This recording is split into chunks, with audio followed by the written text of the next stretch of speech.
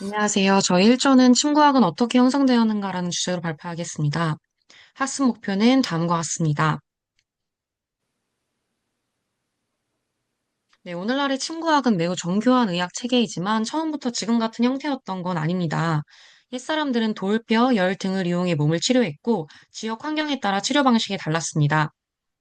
저희는 북방의 뜸, 남방의 침, 동방의 펴석과 같은 서로 다른 치료 문화가 이주, 교역, 전쟁 등의 과정 속에서 자연스럽게 융합되었다고 생각을 했고, 이것이 침구학으로 발전되었을 가능성에 주목했습니다. 그럼 이어서 초기 침구 도구를 살펴보겠습니다. 펴석은 돌을 갈아 만든 치료 도구로 압박, 절개 등에 사용되었습니다. 이후 동물 뼈를 깎아 만든 골침이 등장하면서 보다 세밀한 자극이 가능해졌고, 청동침이 등장하며 더욱 정교한 치료가 가능해졌습니다. 하지만 초기 침구 기술에는 당연히 한계가 존재하는데요. 당시에는 현재와 같은 경혈 경맥 체계가 잘 정립되지 않았고 경험 중심 치료에 가까웠습니다. 또한 지역마다 자극 위치와 치료 방식이 달랐을 수 있습니다. 이후 지역별로 치료 경험이 축적되며 보다 정확한 자극과 치료를 위한 정교한 침 도구가 발전했을 가능성이 있습니다. 이러한 선조들의 초기 치료 경험을 고대 의서 속에서 살펴볼 수 있습니다. 네, 고대 의서 속 침구학은 어땠을까요? 제가 영추의 구침 12원에서 한 구절을 가져왔는데요. 한자를 읽어보면 자지이기 무지 무문기수 자지이기지 내거지 라는 구절입니다. 해석하면 이제 침을 놓아 기가 이르지 않으면 횟수를 따지지 말고 기가 이르면 침을 제거한다 입니다. 이는 침을 치료를 단순히 신체를 자극하는 행위가 아니라 즉 아니라 경맥과 기혈의 흐름을 조절해서 듣기를 유도하는 과정으로 이해했음을 보여줍니다. 즉, 고대 침구학은 이미 기혈과 경맥 개념을 중심으로 발전하고 있었다고 할 수 있습니다. 네. 그리고 이제 다음으로 마왕태 출토 의서인 족비 11맥 구경에는 특정 맥에 따라 특정 증상과 치료가 연결되는 모습이 나타납니다. 예를 들어, 어, 비태음맥 기병 심통구지 그리고 비거음맥 시동 즉병 심통구지와 같은 기록이 있습니다. 이러한 내용은 고대 의가들이 질병과 치료를 신체의 일정한 흐름인 맥을 통해 체계적으로 설명하려 했음을 보여주며 이후 경맥과 경혈 개념으로 발전하는 기반이 되었다고 볼 수 있습니다.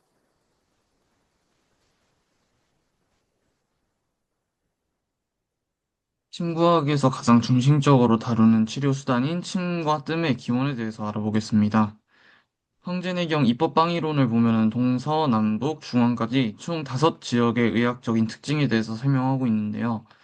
일단 북방에서는 뜸, 남쪽과 동쪽에서는 침이 발전했다고 명시가 되어 있습니다. 북방은 춥고 고지대가 많으며 바람이 심하므로 양기가 손상되고 기혈 순환이 잘 되지 않고 한기에 의한 병증이 잦기 때문에 온열로 치료할 필요가 있어서 뜸 치료가 발달했습니다. 남방 지역은 미침, 즉 우리가 생각하는 침의 원형이 등장하였는데 워낙에 덥고 습한 지역이다 보니 울체가 잦고 저리는 비증이 많이 일어납니다. 이 울체를 뚫을 수 있도록 하는 것이 경맥 치료가 이다 보니 침이 등장하는 경우가 많았다라고 볼 수 있습니다. 동방 지역은 바다랑 맞닿아 있기 때문에 해산물이랑 짠 음식을 많이 섭취해서 종기가 자주 발생하고 이를 배출하기 위해서 편석 치료가 발달했습니다. 침과 뜸이 다른 곳에서 발전을 하였는데 침과학이라는 통합적 학문이 등장하였다는 것은 여러 지역의 토착 의술들을 하나로 엮을 만한 사건이 있었다라고 추측해 볼 수 있습니다. 자, 그러면 방금 말한 그 통합이 언제 일어났냐를 추측을 해보면 일단 먼저 사마천의 사기 기록을 먼저 봐야 하는데요. 여기서 전국 시대에는 침과 뜸을 병행하여 치료했다라는 기록이 남아 있습니다. 그렇다고 이때부터 침과학이 명확하게 있었냐라고 하면 그건 아니고요. 왜냐하면 마왕태 의서 같은 경우에는 경혈을 뜸 치료에만 연결 지어놨기 때문에 아직 침과학의 탄생은 이르다라고 볼 수 있습니다. 다만 황제내경에서는 확실하게 침소불위, 구지소이라고 해서 침을 쓰지 못하는 곳에는 뜸을 떠라 그래서 확실하게 두 개의 치료를 같이 사용할 수 있음을 명시했습니다. 그래서 이 두 문건 사이에 위치한 전환 시대에 이 통합이 일어났다라고 볼 수 있습니다. 침과학의 또 다른 큰 주제인 경혈 개념이 언제 생겼는지 보면은 이게 확실히 나오는데요. 전환 시대의 무제 시기부터 이제 전환의 중앙집권적 통치를 위해서 사상 통합을 하였고 이의 일원으로 의학 지식을 정리를 했습니다. 이때 천인상응, 음양오행 등 우리가 들어봤을 만한 개념들이 의학에 포함이 되었고 황제내경에서 경혈학의 초기 형태가 이때 침구학으로 제시가 되었습니다.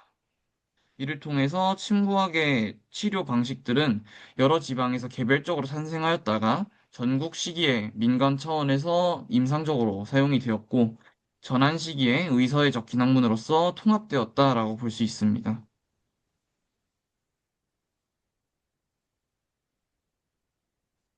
네, 저희 조는 이러한 조사 내용을 바탕으로 침구학의 역사에서 매우 중요한 두 가지 고찰을 진행했습니다.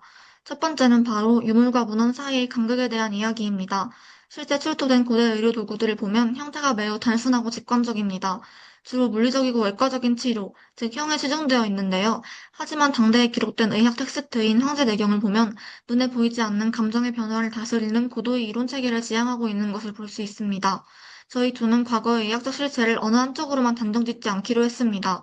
유물이라는 육체적 실제와 문헌이라는 정신적 지향점 사이의 차이를 명확히 인지하고 이를 확정된 사실이 아닌 수측과 가능성의 관점으로 유연하게 접근할 때 비로소 고대 침구학의 입체적인 실체에 다가갈 수 있을 것이라고 판단했습니다.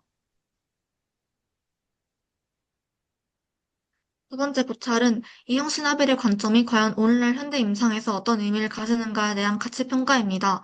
초기 침구 기술은 단순히 몸을 자극하는 수준에서 시작되었지만 시간이 지나며 단순한 통증 치료를 넘어 인간의 몸 전체와 기혈의 흐름, 더 나아가 정신 상태까지 함께 고려하기 시작했습니다. 이러한 흐름 속에서 등장하는 개념이 바로 형신합일입니다. 즉, 몸과 정신을 분리하지 않고 함께 바라보려는 관점이 심과학 이론 속에 점차 포함되었다고 볼 수 있습니다.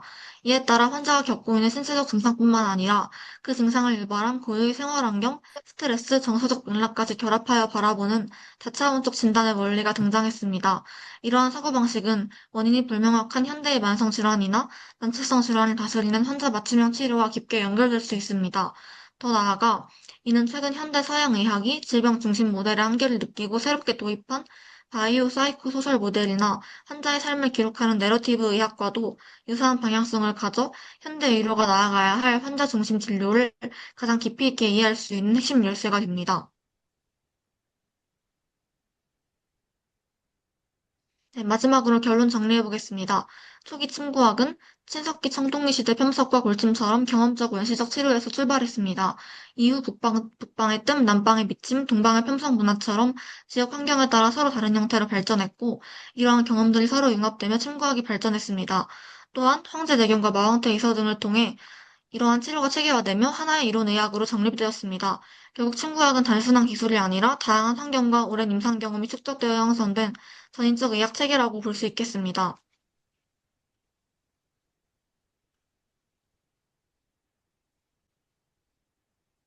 저희가 참고한 문헌은 다음과 같습니다. 이제 질의응답 진행하겠습니다. 네, 첫 질문을 던지겠습니다. 유물과 문헌 사이의 차이를 확정된 사실이 아니라 추측과 가능성의 관점으로 바라보아야 할 이유가 무엇입니까? 그 질문에 대해서 제가 한번 답변해 보도록 하겠습니다. 유물이 당시 사용된 치료 도구를 보여주고 문헌은 의학 이론과 철학을 담고 있지만 둘 다 당시 현실을 완전히 설명하지는 못하고 있다고 생각합니다.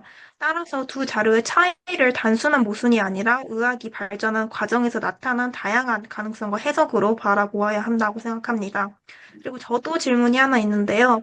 고찰 2에서 말씀해 주셨던 형신합일 관점에 대해서 궁금한데 이게 현대 환자 중심 진료랑 어떤 점에서 연결이 될 수 있는지 답변해 주시면 좋을 것 같습니다. 네, 형신합일은 몸과 마음을 하나로 본다는 점에서 현대 환자 중심 진료와 연결됩니다. 고대 한의학은 질병뿐 아니라 감정, 생활환경, 스트레스까지 함께 고려하였으며 이는 환자의 삶 전체를 치료에 반영하려는 현대 의료와 공통점을 가진다고 생각합니다.